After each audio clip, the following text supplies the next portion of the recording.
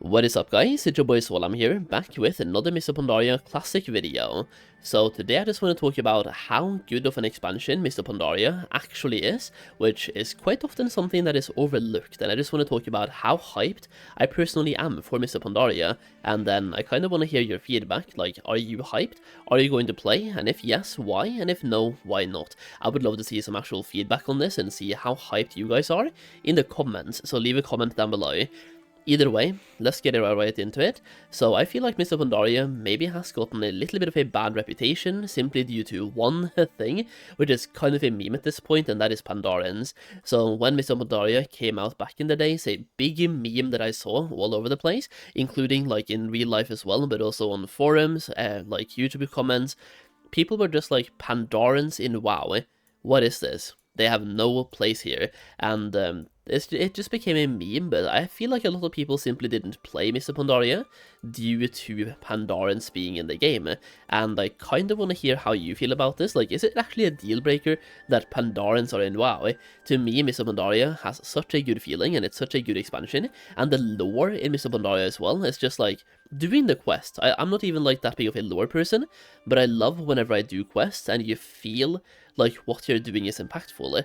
Even what I'm doing right now on the screen is the final quest to the Tiller's farm, in which case you start off with 4 plot and you help a person get his farm going, and you don't need to watch any cutscenes, don't need to watch like read any quest text. The scenarios will play out for you. So right here there's a small scenario being played out in real time, in which case you will see that all the people you've helped and done quests with, they are now visiting your farm and talking to the NPC and accepting him into like their neighborhood and to the farm head, to the farm basically, and accepting him as the new owner of this farm. It's just like small pieces of like that really makes the game for me, especially early in the game's lifespan. I will say Mists of Pandaria has arguably some of the best raids ever made as well, which we'll get into later in the video. So for people that are actively raiding, for example, Mists of Pandaria is going to be a very good expansion, and compared to Cataclysm, like Cataclysm had good raids as well, but I feel like the peak raid of Cata was Firelands, which was like the second to last raid, and to some of you that might be in Mists of Pandaria as well, because Throne of Thunder is a very good raid, but it's not like, it doesn't go from Firelands to Dragon Soul. It goes from Throne of Thunder, which is really good, to Siege of Orgrimmar, which I feel like a lot of people, myself included, didn't really have high hopes for, but then the raid came out and the raid was absolutely stunning. I personally feel like the entire expansion is one cohesive storyline where you feel like you're always working towards something, and I guess depending on the content you're doing, you're working towards different things, but at the start it's all about you are in a brand new place and you're trying to establish friendships and see who's your friend, who's your enemy in this place, and it's all about helping the Pandarians out while also fighting the Horde, which we'll get more into in patch 5.3 and patch 5.4, or the last phases of the expansion, because as you basically get friends with the Pandarians on this island, or like, yeah, on these islands, you will also learn more about the Shah, which can like affect you and your friends in different ways. Now, speaking of cohesive storylines, you also have the legendary questline, which is basically cohesive from start to finish, where you're helping the Black Prince, and then you will get Sigils of Power, which is like an item you will be getting from the first couple of raids in phase 1, which will start off by giving you an epic gem, so like a very good gem that you really want to have, and as we get later in the expansion, you're following the exact same questline, and you will, at the end of the expansion or the last phase, unlock the legendary cloak, which is like the start of WoW, giving everyone legendaries, which kept happening in multiple expansions later down the line, but the legendary cloak is fantastic. It has really cool visual effects, and you feel like you've been working towards this from the start of the expansion. I'm also not gonna lie, like, I personally love the vibe Mists of Pandaria gives off. Like, the music is fantastic, and it gives more of a peaceful vibe than most other expansions do, like Cataclysm. It just feels like every single zone, there's not that many peaceful vibes. It's all about fighting something in that zone. In Mists of Pandaria, there's a lot of peaceful vibes, like Valley of the Four Winds, there's like nothing bad happening over here. It's just a very cool place. Same thing with Krasarang Wilds, like very few bad things happening, like you have the Horde invading, the Alliance invading, you also have the Temple of the Red Crane, Temple of the Red Crane, but for the most part, many of the zones just feel very peaceful, and the music kind of reflects that as well. And I usually listen to the in-game music probably more than most people do, in which case like those things matters to me. I will say that one of the things that will become a problem very likely, especially in Classic, is the whole reputation grind in Mists of Pandaria, which isn't really going to be a problem early, because it gives you a reason to play the game, but later down the line, like, you pretty much just feel like you have to log into the game every single day and do a bunch of dailies, because the only way to really get reputation with, for example, the Golden Lotus, Order of the Cloud Serpent, Shadowpan, August Celestials, Klaxing, the Anglers, and the Tillers, is to do a bunch of daily quests.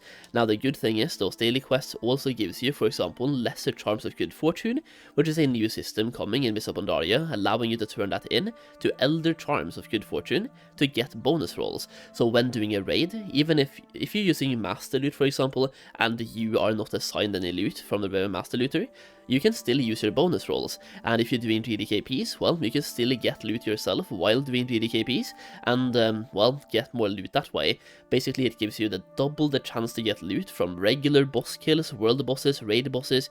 You can roll for the loot one time through, like, regular looting, and then you have one more chance to get loot, so it just gives you more chances at getting loot every single week, which is perfect, and you can get these charms from hunting rares, or once again, doing daily quests, and you also get valor points for doing daily quests. It's only 5 per daily, but if you do 20 dailies per day, which you will very likely do more than 20 of them, well, or at least 20 of them, you will then get 100 valor points every single day, without needing to do any, like, PvE content outside of doing dailies.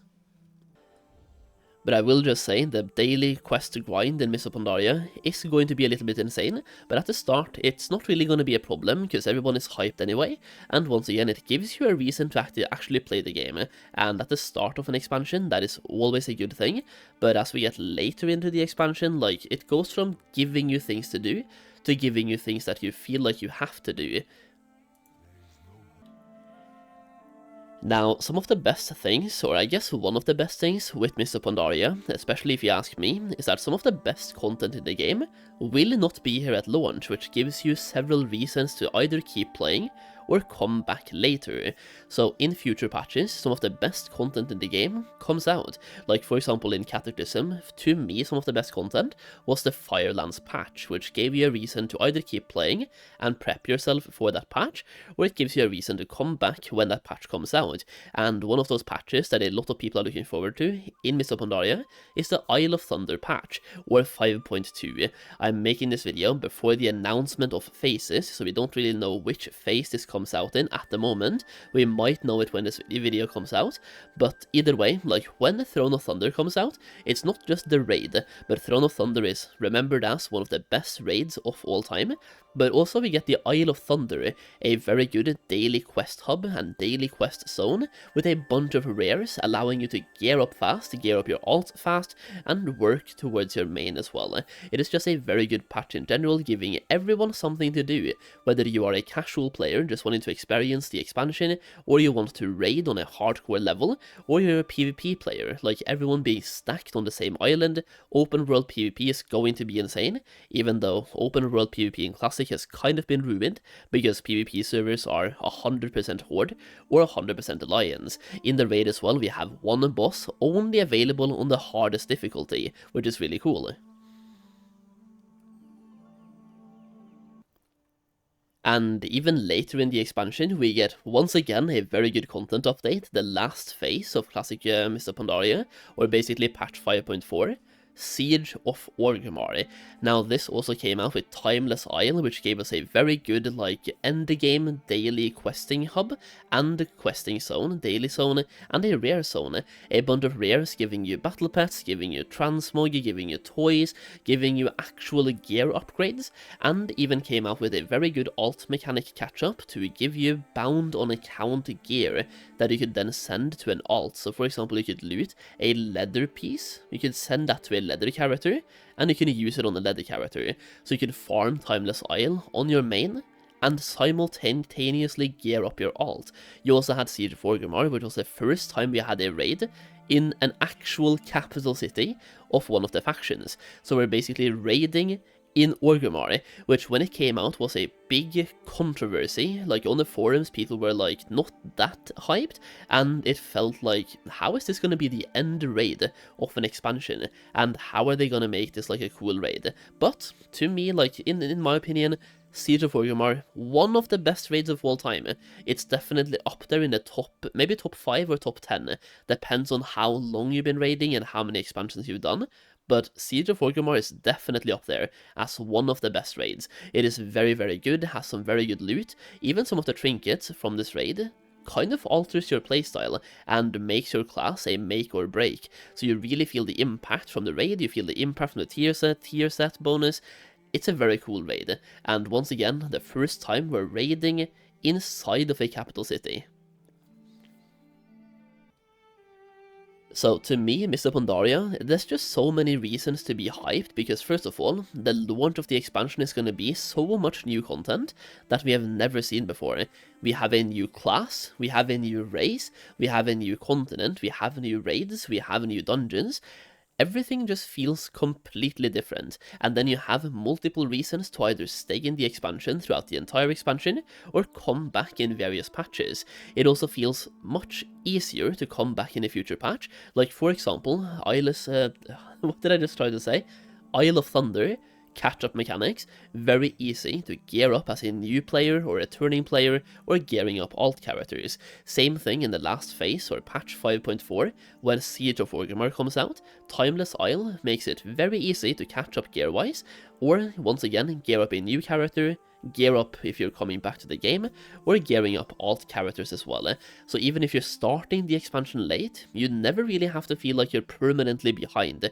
You can catch up very easily. I guess the same thing could be said in like Wrath and also Cataclysm, because we have those heroic plus dungeons, but now you can catch up even if you don't do those dungeons. It is just built into the game, a catch-up system, which is really cool.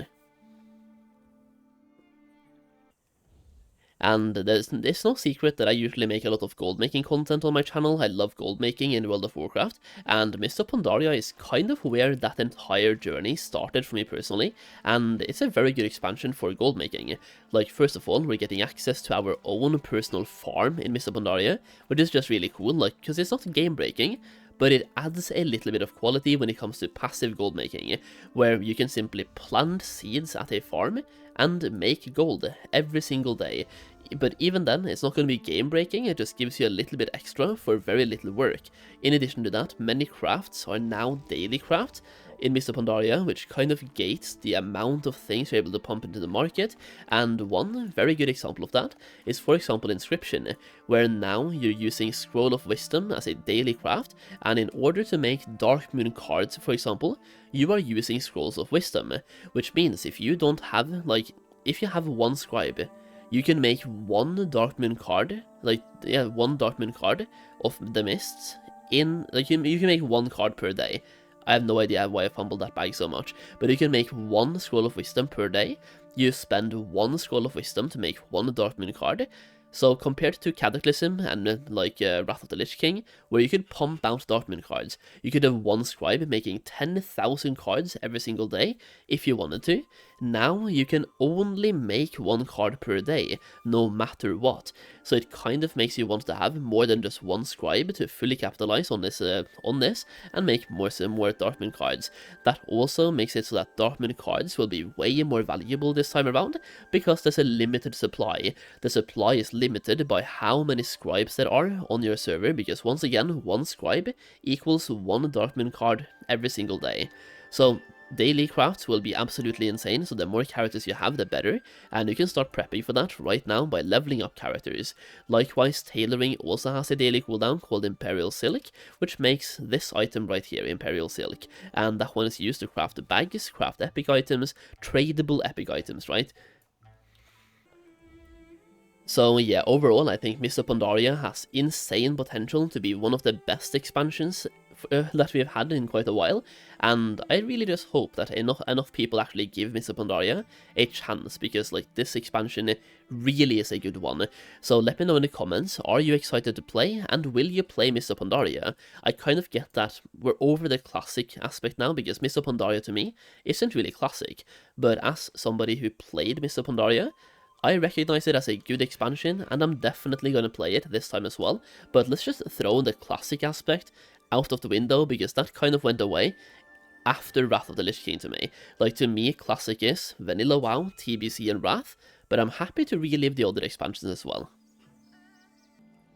And as we're getting to the end of this video, I just want to mention that I have made a gold making guide for Mists of Pandaria, so if you're looking to take your gold making to the next level in Mists of Pandaria Classic, check out that guide to the link down below, showing some of the best gold farms.